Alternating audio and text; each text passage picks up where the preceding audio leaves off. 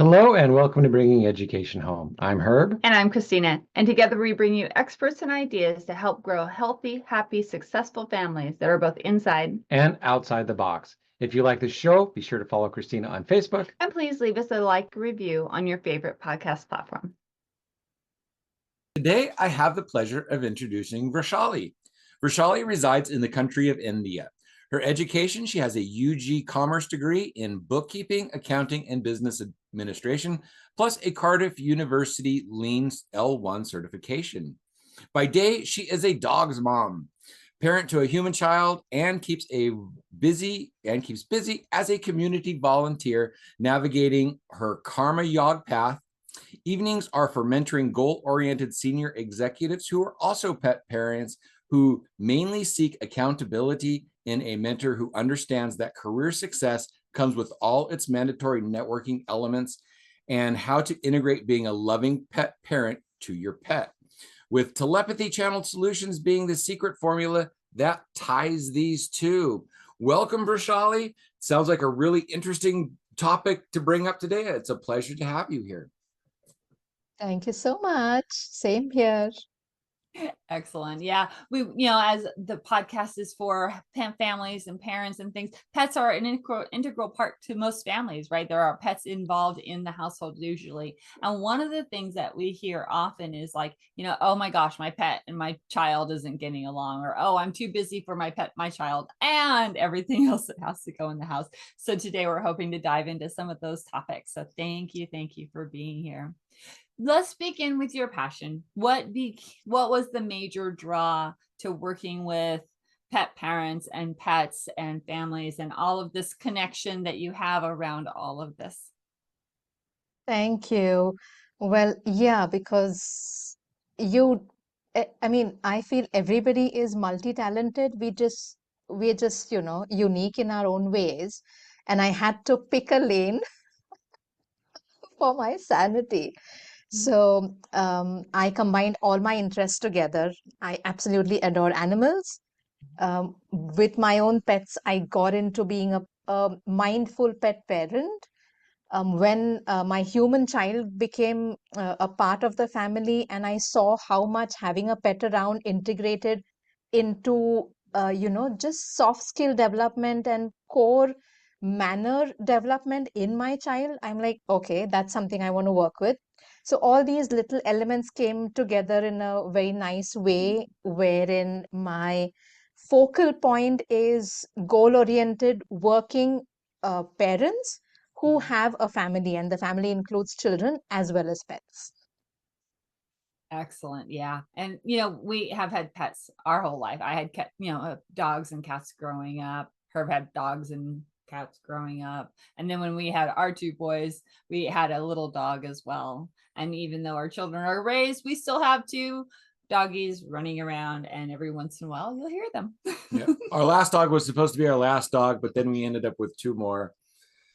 So yeah, we have had dogs pretty much our whole life and grew up with that's them. how it's supposed to Don't know be. really what Absolutely. it's like, but yeah, completely integrated. It's every time you do anything, the dogs are part of the discussion and how you get by with doing it. So let's jump into kind of the very first thing of, we have a husband and wife, we have a spouse partner, we have that nucleus started, maybe there's already a pet in the family, and lo and behold, here comes child number one. What can we do to ease that transition a little bit for the pet and for the parents? Because unfortunately, sometimes it's like, oh yeah, they were perfect friends from the very, very beginning. And then other times like, oh, the pet doesn't work out, so the pet has to go, because of course we're not going to let our child go. What can we do Yeah, about absolutely. That's true. And it's a good place to begin. With every, so what I like to say is it's a learning process. Give yourself the grace. Every combination is unique. We've learned permutation combinations while we were in school, and I like to apply what I learn in life as well. So I've got a dog who has been with the family since she was a puppy. I've got a dog who we welcomed as a second dog, and he's an adult rehomed rescue. So he came with his own set of behaviors and my child. So to transition parents better is you first create whatever boundaries work for your family. If the dog, well, I'm going to call them the pet because it could be actually any kind of an animal.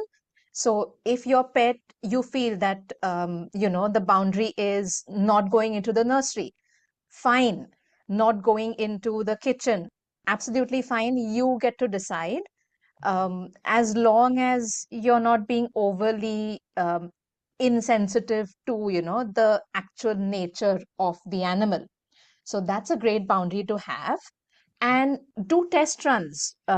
Don't wait for the actual event to happen. Don't wait to, day zero when you welcome the baby home, but start, like we call in the corporate world, WD minus 20, and, you count down and practice them, make, you've got the television, you've got the mobile, make baby sounds on the phone. Animals don't have hands, so they don't know what a hug is. They feel it's a threat when somebody comes too close to them, but it's not for us. That's the way we express our unconditional love.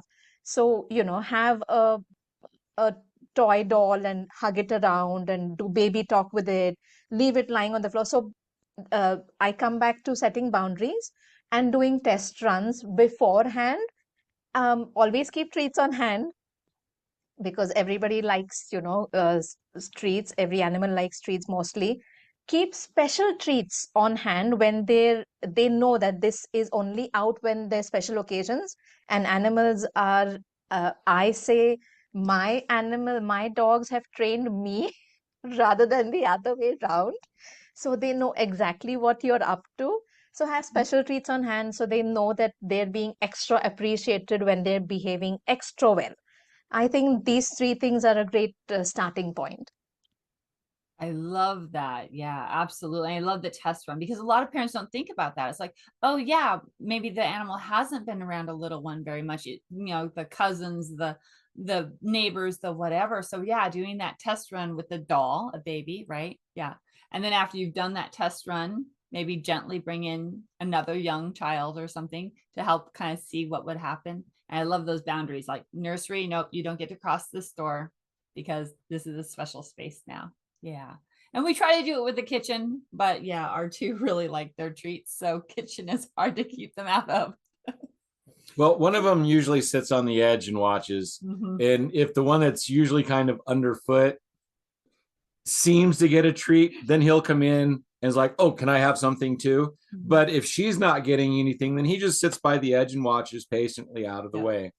But if it starts to seem unfair, he's going to be there. Oh, yeah. And the word to focus on is patiently. They've got endless patience. Yes. Yep. The endless patience. They'll just sit there and wait and wait and wait. So when does it become patience of waiting when it's the right time? And when is it begging? Yeah. Oh, yeah. Because I had to go through with that with my girl. Now, she's a golden retriever. So you have an image of a golden retriever. And you've seen all the videos and all the shots and all the reels about what you expected and what it actually is. And it is what it is actually relatable to her. So I devised my own plan that I count up to 10. If neither of us budges, then I back off so that I don't, I give her some room to breathe. And I'm like, okay, you win, but you're not getting a treat. So I back down, and it's like null and void situation. Most of the time it works. I find that patience and repetition is really what gets through to her. When I say they don't understand the word no, because when I say no treats, no going out, they cross out the no very conveniently and hear everything else. So I stopped saying the word no, but I say or I say special treats, then she knows that she's supposed to behave extra, or she's supposed to be extra attentive to what I'm trying to tell her. That so makes sense, because we try to talk to our dogs, our pets, like humans, and they don't understand the words the same way as we do. Yeah. So putting that no in front of it, yeah, it does it. But I have noticed that really works. I mean, they're like, oh, a different sound, that means something different. Yeah, or the dad sound at. Yeah. Absolutely. You know, it's really interesting the way you described the dogs like that, because that's also how the universe kind of works as well. If you're talking about how hard something is, then you're focusing on the hardness and it can get harder. So, but if you're focusing on how easy something is, then it can get easier. But the universe doesn't understand the word not. So if you're saying, oh, it's not hard, then you're on a hard scale and the universe thinks you want it hard. But if you say, oh, it's easy, but then if something is really not easy, and sometimes it's really, really not easy, you try and put stuff on the easy scale and you use the words, because the universe doesn't hear that not either, just like the dogs don't hear that no or not. So be careful of the words you use with your dogs and the universe. And I like how you bring it up, because that is exactly how my dogs led me on my soul path to say. I realized that they somehow know beforehand, I'm coming home, or I'm going to discipline them, and she needs to hide under the sofa.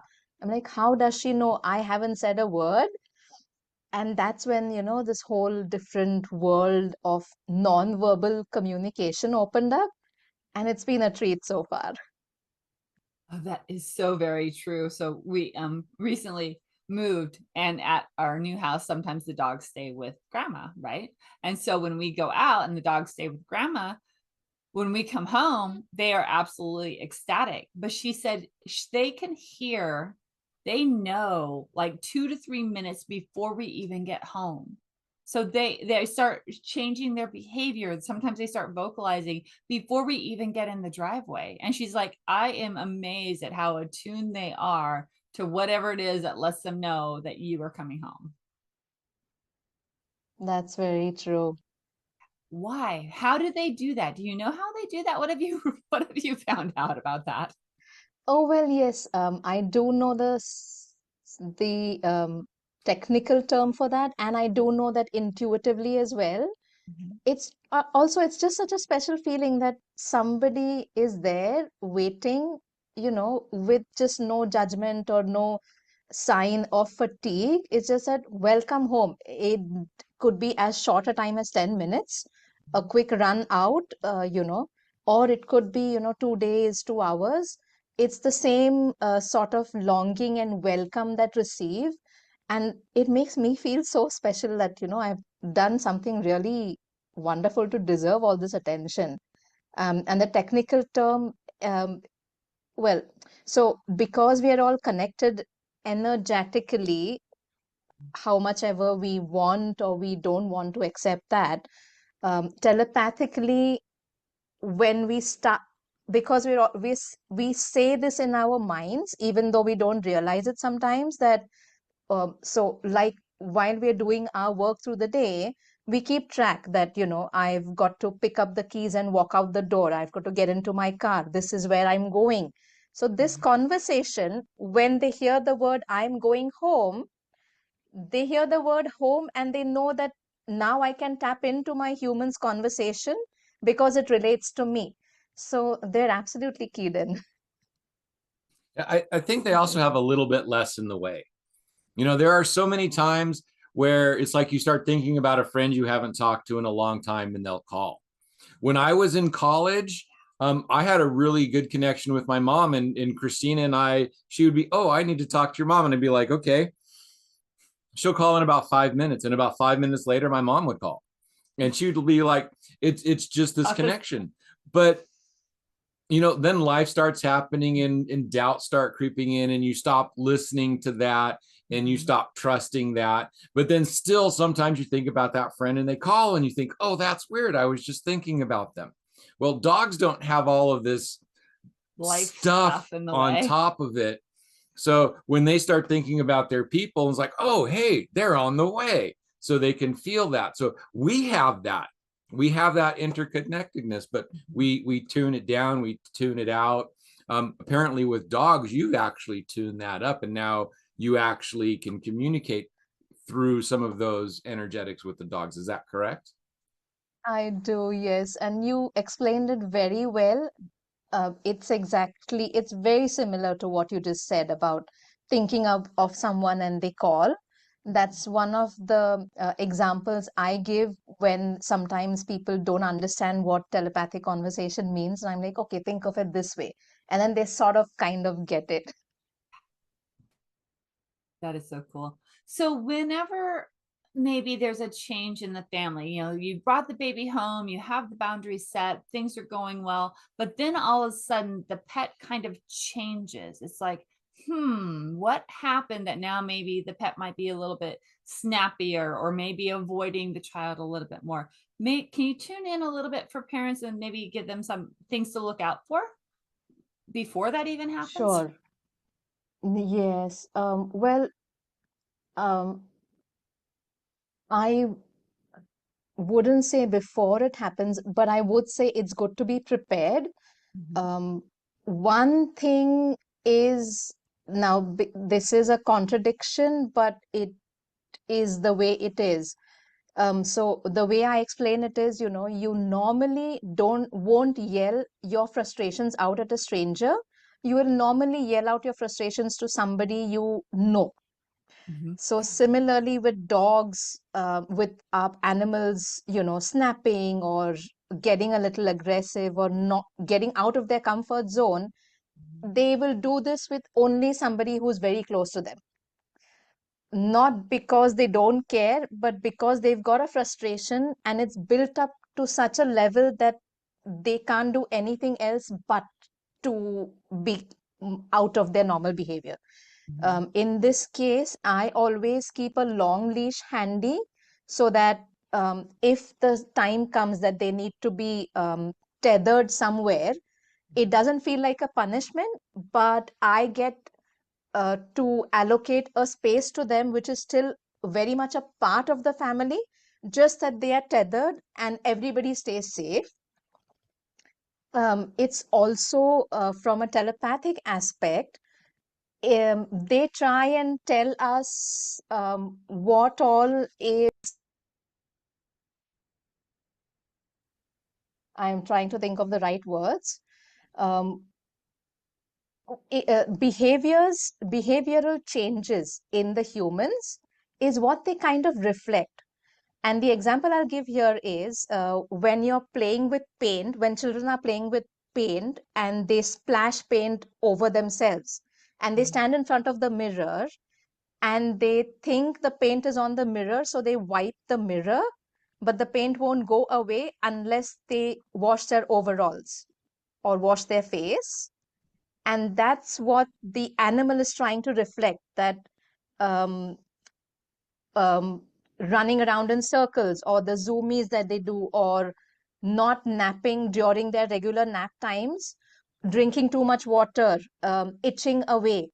These are some very classic examples where, for example, drinking too much water could mean that the child is having a growth spurt and they're now so much into playing that they forget to stay hydrated. And, you know, we just have so much going on, we don't realize that. So the dog is trying to say, okay, I'm drinking water. Can you find out that, you know, relate to it for for my human sibling? Or if the animal is itching more than usual and it's not a pest issue, it could be that the mom or the caregiver is constantly worried about something and they're not thinking it out, and it's affecting their mental health. And the animal is like, okay, I'm itching now, can you relate to that? And I feel that this is what the animals are actually trying to say. Oh my gosh, that makes so much sense. because they are so in tune to us. They know when we're sad, they know when we're happy, etc. I hadn't thought about the worry part, right? If we're worried, we're anxious, etc. They're trying to tell us, yeah, I know you're upset. Oh my golly. Okay. Yeah, there are times when my little dog, it's like I don't want her around. And somehow when it's like I'm frustrated and it's like I'm gonna kill this little dog, this is the time that she decides to like be right here. Yeah. And she'll like put one foot on either side, and if I try and pull her away, she'll like dig in. It's like a hug. Yeah. And she like holds on, and I'll make like frustrated sounds and she'll dig in, and it's like her life is in danger, and it's like she holds on tighter, and it's like, what? And, bless her. and it brings me into the moment and out of whatever I'm doing to focus on her. So sometimes it takes me out of some dark places or some frustrations, and it changes. I'm frustrated at that. Now I'm frustrated to her, and then she's cute and I end up snuggling her. So yes, definitely. and I keep pointing because she sleeps in our lap during the conversation. As soon as it's over, as soon as we say a couple of certain words that indicate that we're done, and I'm not going to say them now, she will jump up. Oops, she's starting to wiggle. She will jump up and get in my face because, oh, the podcast is over. It's my turn. Yeah. Now a few words about Vibrant Family Education. How many entrepreneurs and business owners start out on this journey to make a better life for their family, only to find that it took so much more time and effort than they were expecting that they had even less time for their family? I know I did. At Vibrant Family Education, we want to help you reach your family goals while you're still building towards your business goals. We do this by bringing you the third leg of the stool to keep your family upright, family education development. By bringing your children's education home, you will be able to model your work ethic and family values as you overcome obstacles and challenges to build your business. Instead of learning facts to pass tests, your children can be watching and seeing the dedication it takes to build your business and the legacy you want to create for their future. They will be able to witness the struggles and joys, the wins and the losses, and learn from you how to persevere and grow in life. Instead of waiting until you get successful to spend more time with your family, start with the end goal in mind and bring your family home. Instead of trying to repair your family after you reach success, let us help you start achieving your family goals from the outset. Learn to be successful with your family now, and no matter what happens in the future, they will be better prepared for life, especially after watching how you cared for and built not only a business, but a healthy, happy, and successful family. We offer a wide range of educational services, including how to easily get started with homeschooling. Come visit us at vibrantfamilyeducation.com and let us show you how. And now, back to our guest. Oh, that's precious. And just as a heads up, we will not stop recording today, just so everybody can see that, because this is kind of a special show. So if you're audio only, you'll have to go over to the YouTube channel and check out how she reacts at the end. We won't stop recording today. So Vrushali, what else did you kind of want to share with parents today? Did you have something that, really pay attention to this, or is there a certain behavior that might be an indicator that something needs to kind of change? All I would say is, once a week, check in, like you check your laundry, like you check your to-do list, check in, just spend 5 minutes in the morning, 5 minutes at different times of the day, observing your animal and see if they're doing something that is out of the ordinary.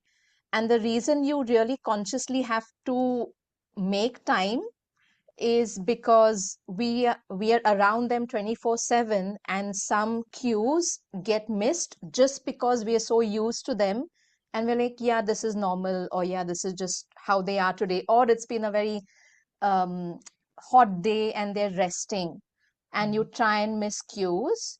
So every week it would be good to add this to your task list, but also like you said about your dog just coming and putting her front paws on your shoulders, if it's a loving family unit where you've got a good give and take relationship, they are going to be non-verbally vocal as well as vociferous in telling you what they need.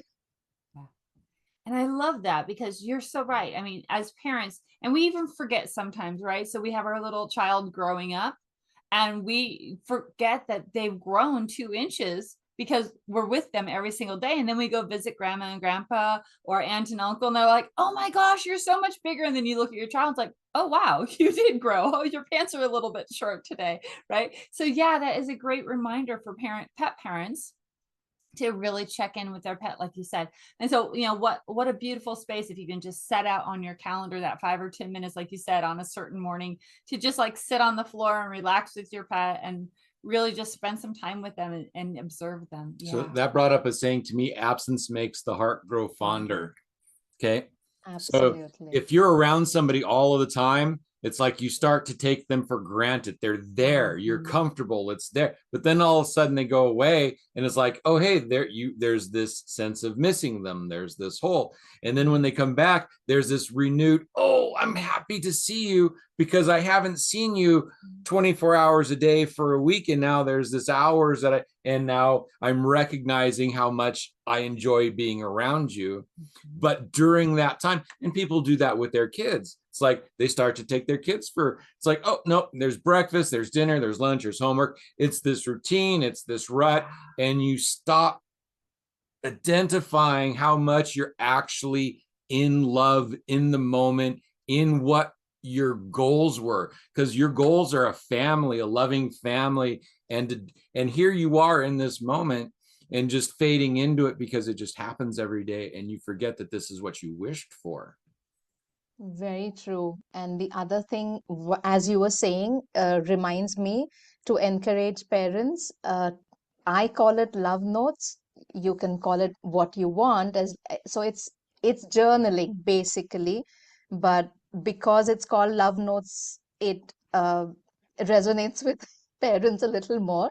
When you're this 5 minutes a week, write, sit with your pet or even with your child and just write down what made you happy this week being with them.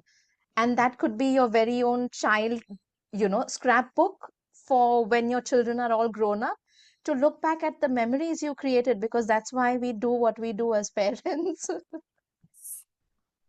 Oh, I And absolutely love that. if you don't have any sort of this in your background, we didn't. We were Gen Xers. Both of our parents worked. We were out of the house all day long playing. It's like there was a little bit of interaction in the morning, but we were called feral. So we didn't have that understanding of how to do this with our children. Yeah. And that's kind of what they call generational trauma, or so Yeah. we didn't have that. And now we have this amazing thing called the internet, and we have these podcasts, and you can hear this. And if you haven't started it yet, it's not too late. You can do it now. If your kid's 2, if your kid's 5, if your kid's 10, just start, because it's like you hear these things that you didn't know. And it's like, wow, I didn't know that. Do it. Hop in there. Excellent. Now, So you true. said that you started watching the interaction of your pet and your child when you first brought that home, and it added a dynamic. Do you think that was a good thing? Do you think like all parents should have pets as well? To some people, oh, I'm never going to have a pet. I'm never going to have a pet. Then they have a kid, then they up with a pet, and then the pet is theirs instead of the kids. So lots of dynamics there. Should people have pets? Okay.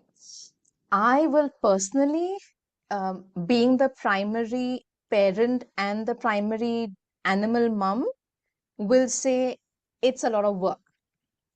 So you've got to make the time. And animals are always going to be the babies, just because they don't have digits like us. They don't have fingers. So no matter how much they age, they can't take a bath on their own. They can't clean up after themselves. They can't cook their own food. It's going to be a human doing it for them. So it's a lot of work. That's number one.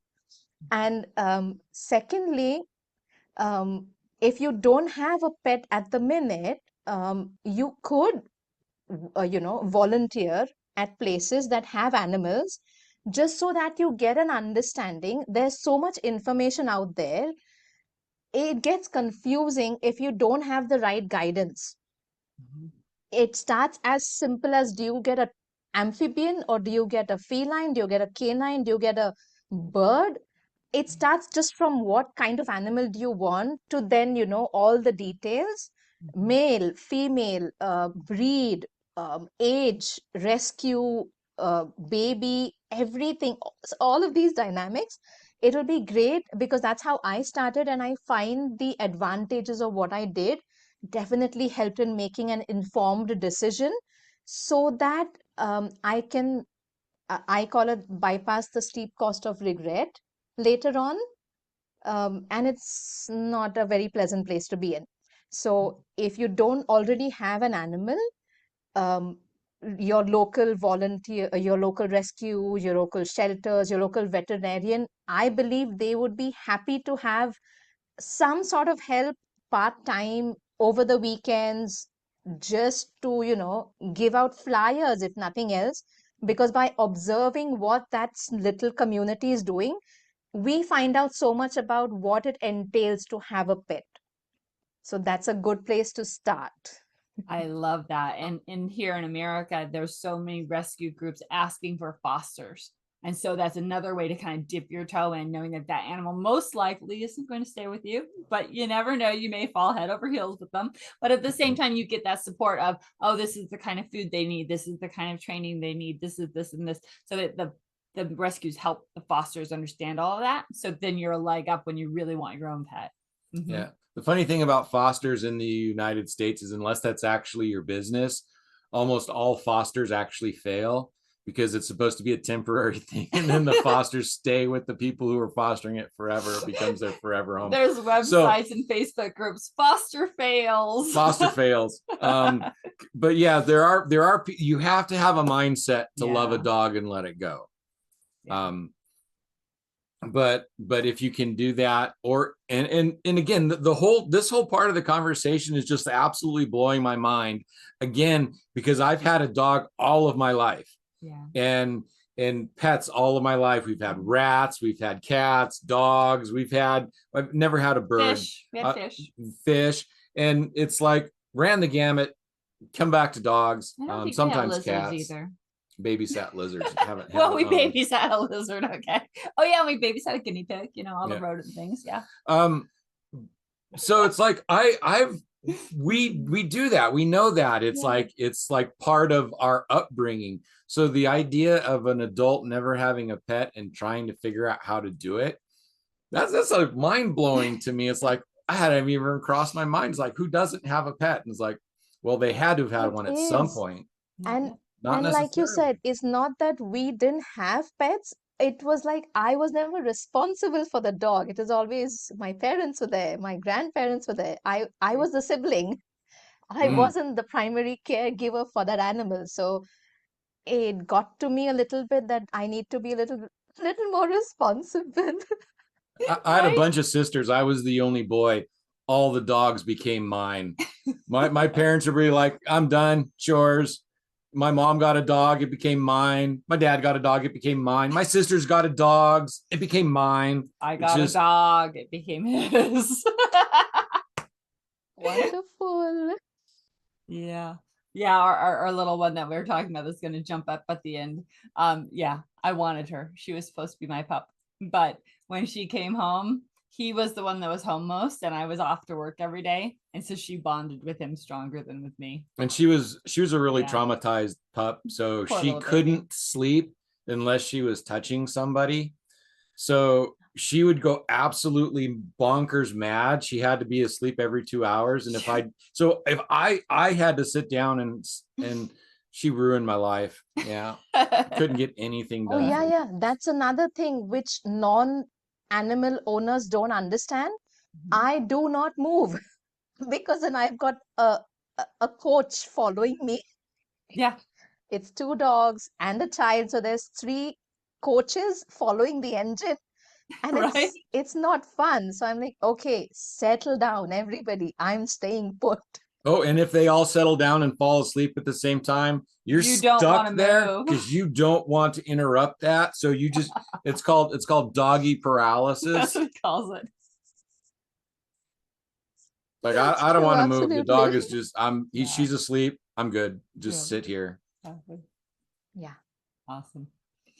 All right. I have one more question for you. When a pet gets to be senior age. Oh, here I go. Yeah. How do you help the kids when the pet's getting old? How do you help the parents when the pet's getting old? Oh dear. Okay. Repeat that once again. All right. So we had our last dog for 19 years. And at 19 years, we had to take it to the vet.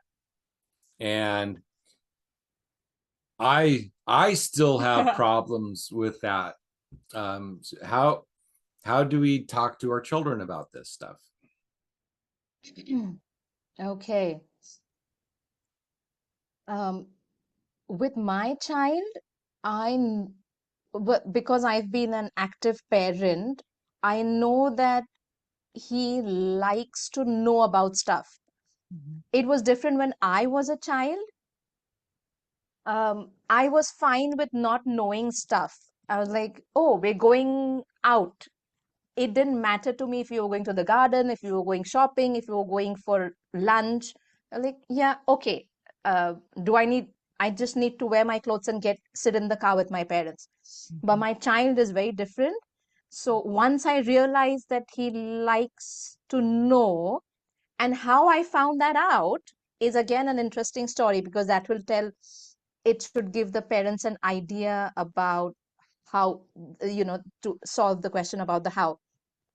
So because I was never interested to know, that is what I followed when my son was younger. If we needed to go out to the garden, because all he needed to do was you know, be picked up by me and carried, because he was a toddler. He wasn't going to walk, nor was he going to wear his own clothes. So I would get him ready, I would get our bag ready and pick him up and walk out the door, just to keep him entertained while I was getting ready. Or while I was organizing the house, I would give him, for example, a coloring book. Now that I am ready and he's picked up and out the door, his coloring activity was incomplete, and that would lead him to throw a tantrum. And I didn't understand what was happening. I'm like, all you have to do is sit in my arms and get out. But no, for him, he wanted to know. And when I thought about that and then told him that we're leaving in 5 minutes, I gave him a time. I didn't say we're leaving now, because that didn't work. That still got him riled up. So what I tried next was, we're leaving in 5 minutes, we're leaving in 10 minutes, we're leaving as soon as I'm done, which is when I realized that he likes to know. And because he likes to know, I will tell him that um, when my girl's birthday comes up, she is 7 years going. I'll tell him that 7 years in dog years is as old as I am, as old as mummy is, and they're going to get old, or um, they're going to a different place. Or what does a rainbow mean? It means you can't see. So I try and use words that he understands and I can relate to, as being basic emotions: sad, happy, away, alone. So these are the words that he knows very well. And I tell him using these words so that it's not heavy on him, because otherwise they take on the responsibility and they feel that it's because of them without me knowing, and that's such a burden to carry. So I try and be very gentle and very mindful of what I'm telling him, but it needs to be told. Children are resilient. I've learned that as well. Taught me about resilience so much looking at him. So it works both ways, but this is the way I go about it for myself. Beautiful. Thank you. That should help out a whole bunch of parents around here going, what do we do when? Yeah, exactly. Yeah, we actually started with shorter lived pets with the boys. So Yeah. we started with like rats and stuff that would only live for a year or two. They don't get so attached to them because, you know, the rats don't play the same way dogs and cats do. So, and then, you know, we buried a lot of rats. Yeah. And sometimes you just have to tell them that they've gone to a farm. I mean, it's just what it is. Yeah. But you've got to take the informed decision, as long as, you know, everybody understands and everybody and also grief is part of life. I would say I value happiness because I've known sadness, you know, so you need to give that space as well. Yeah. Beautiful. Carl Jung paraphrases, the farther you go in the darkness, the brighter you can go into the light. So yeah, beautiful. This has been a wonderful, wonderful discussion. I think we could probably keep going, but I want to make sure that our audience gets a hold of your information. So if they are ready to have a mentor to help their pet family and their whole family together, if you're an executive trying to balance that, you know, pet life and you working a whole bunch because you're the executive, Vrushali, how do they get a hold of you and get a little bit of help? Well, I'm on social media everywhere. If they want to send me an email, my email, I feel, is very easy. I'll say it out and let's see what the audience thinks about it. It's yes@vrushaliandblossom.com. Beautiful. we will have that in the bottom. The show notes as well. Of course, all of your contact information will be there. But yeah, awesome. And you do have clients here in the United States all the way in the Pacific time zone, correct? So it's like you work with people internationally. Yeah. I do, yes. So my farthest pet parent mentee is in Scandinavia. So yeah, I'm all over. Yeah. And of course, it's nice when I like to say that we're different yet the same.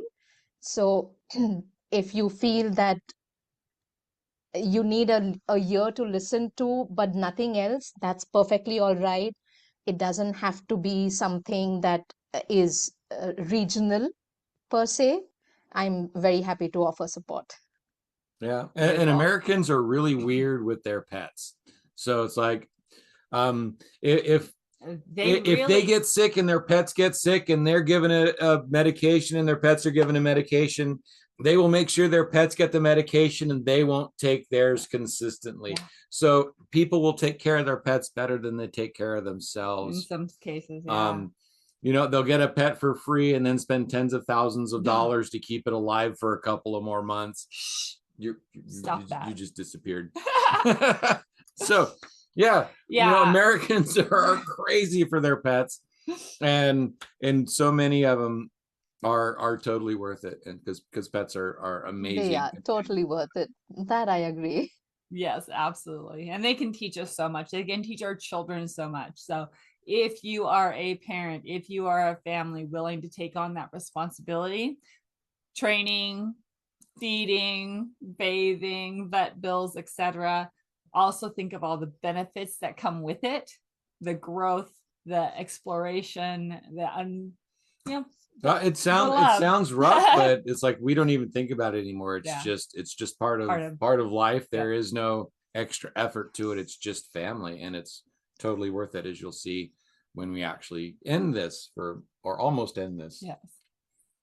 Awesome. So Vrushali, as we end up, was there anything else that you wanted to say that we needed to touch on? Just that, you know, every animal and every family find each other just when they need each other. So give yourself the grace and enjoy what is going to unfold. That's beautiful. Go ahead. Okay. Now, as we kind of start this next part, you do also help people who have pets that are acting up, because you have a way of communicating with pets, and you can help come up with solutions and ideas to resolve issues within families with pets. Is that correct? Yes, it is. Okay, so I really wanted to make that clear too, because I'm not sure that was clear. So if anybody out there has pets that are acting up, that the behaviors are changed, that they used to be getting along and stuff is happening weird and you don't know where to go to, Vrushali can help with that as well. And correct? Yep, absolutely. All right. Yep. Wanted to make sure we got that out there. Clear as everything. Yeah. So we want to thank you again for being here, and thank you for sharing such wonderful information. Audience, make sure you take all of these gold nuggets. That's our job here at Bringing Education Home, is to drop the gold nuggets for you to take, not keep them in your pocket, but put them on the shelf and then take them down and use them to help your family be happy, healthy, and successful. So make sure that you are taking all of this wonderful information and connecting with Vrushali or other experts that can help you and your family grow and develop. And with mindfulness and paying attention to your pets, they can help you identify issues that you might not be ready to deal with yourself. So sometimes pet problems aren't really problems for the pet. There's something that you need to deal with to actually create a space that your pet can calm down. So Vrushali, thank you so much for being here today. It has been a pleasure to have you here. So many people out there, they just talk about their problems, but they're not actually out there fixing it. And you are out there helping families, helping pets, making the world a better place, just a little bit at a time. And it is wonderful. So you are on a hero's journey. So thank you for being with us here today. It has been a pleasure to have you.